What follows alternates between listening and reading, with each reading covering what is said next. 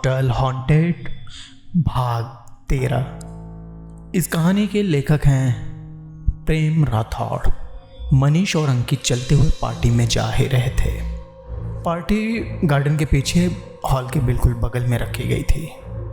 वहाँ एक दरवाज़ा जिसे खोलकर बाहर जाने पर लोग सीधा गार्डन में पहुँच जाते हैं। मनीष और अंकिता हॉल में पहुँचे। दोनों एक दूसरे का हाथ पकड़े हुए चल रहे थे। पूरा हॉल रोशनी में जगमगा रहा था। हॉल की साइड में बैठने के लिए अरेंजमेंट किया गया था और लेफ्ट साइड में सभी के ड्रिंक्स भी रखे हुए थे। निकुंज स्टेज पर म्यूजिक अरेंजमेंट करवा रहा था। वहाँ कुछ बात कर रहा था।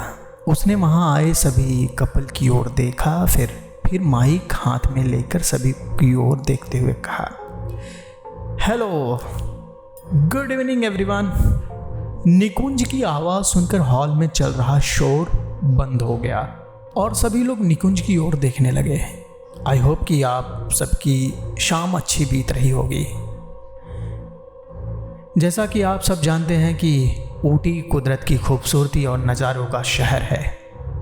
यहाँ लोग अपनी ज़िंदगी को कुछ यादगार पल और लम्हे जीने के लिए आते हैं और मैं आप सब लोगों का शुक्रगुजार हूँ जो आपने यह लम्हा बिताने के लिए हमारे होटल को चुना। तो हमारा फ़र्ज़ भी बनता है कि आपकी शाम को एक बेहतर और हसीन शाम बनाई जाए। इतना कहने के बाद म्यूज़िक शुरू हो जाता है।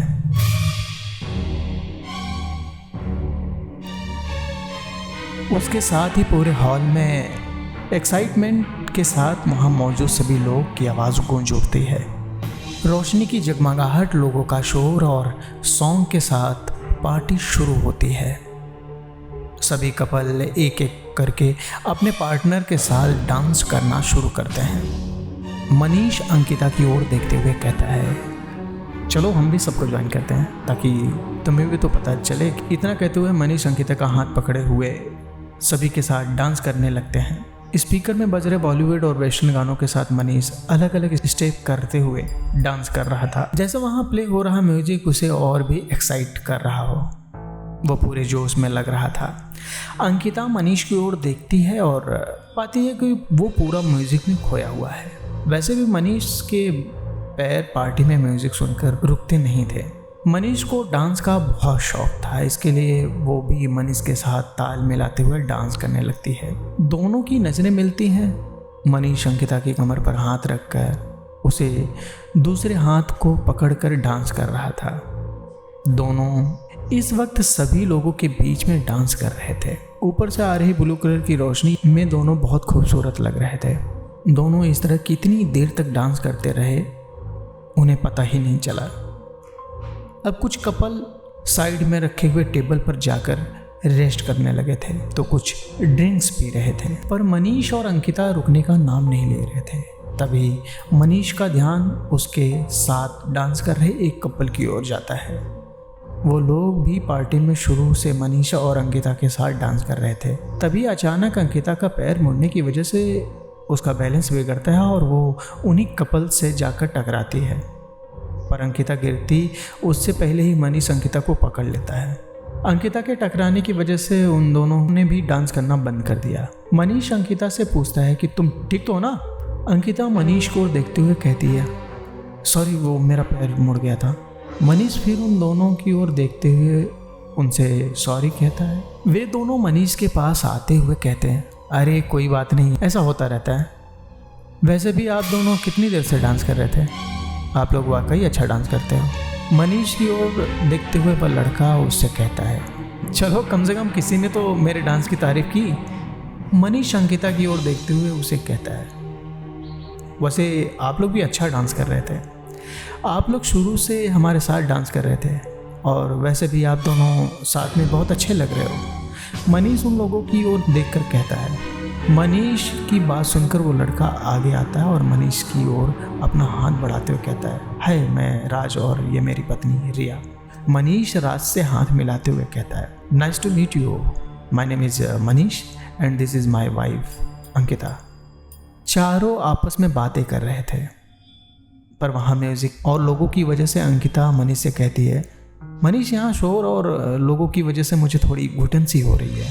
फिर वो राज और रिया की ओर देखते हुए कहती है, क्यों ना हम बाहर चलकर बात करें। अंकिता की बात सुनकर रिया भी कहती है, हाँ अच्छा आइडिया है, वैसे भी यहाँ बैठने की जगह बची नहीं है। रिया कोने में देखते हुए यह बात कहती है, जहाँ टेबल्स रखे हुए थे उन सभी पर कपल बैठे हुए थे और वे सभी आपस में बातें कर रहे थे।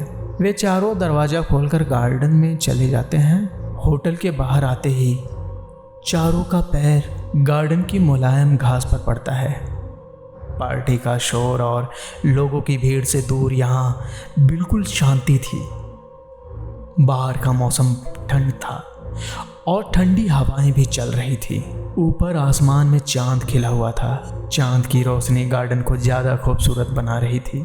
गार्डन के बीच में एक फाउंटेन के पास रखी लाइट पूरे गार्डन को रोशन कर रही थी। अंकिता चारों ओर देखकर कहती है, wow, this place is so amazing. इतना कहकर अंकिता दौड़ते हुए गार्डन के अंदर जाने लगती है। अंकिता को देखकर मनीष अंकिता से कहता है, अरे इतनी भी क्या जल्दी है, हम अभी भी 6 दिनों के लिए यहीं पर रुकने वाले हैं। उसके जवाब से अंकिता दूर से कहती है, सॉरी पर मैं अभी आती हूँ। उसकी बात सुनकर मनीष मुस्कुराते हुए राज और रिया की ओर देखने लगता है। वे दोनों अंकिता को देखकर मुस्कुरा रहे थे। लगता है आपकी वाइफ को इस कुदरत की खूबसूरती से बहुत प्यार है और आप दोनों की नई नई शादी हुई। राज मनीष को देखकर कहता है। मनीष राज के जवाब में कहता है, हाँ 8 दिन पहले ही हमारी शादी हुई है, इसलिए तो मैं घूमने के लिए इस जगह को पसंद किया। वो तीनों बातें कर आगे ही बढ़ रहे थे कि तभी तीनों को अंकिता की एक चीख सुनाई देती है। अंकिता की आवाज़ सुनकर तीनों घबरा जाते हैं और तीनों आवाज़ की दिशा में दौड़ते हुए अंकिता के पास पहुंचते हैं। वे देखते हैं तो अंकिता ज़मीन पर बैठी हुई थी। उसके चेहरे पर डर साफ दिखाई दे रहा था। उसकी आंखें डर की वजह से खुली हुई थी और ठंडे मौसम में भी उसका चेहरा पसीने से तरबतर था। अब आगे क्या होने वाला है जानने के लिए सुने कहानी का अगला भाग। यह कहानी आपको पसंद आ रही है तो हमें कमेंट के द्वारा ज़रूर बताएं और साथ ही चैनल को सब्सक्राइब कर दें।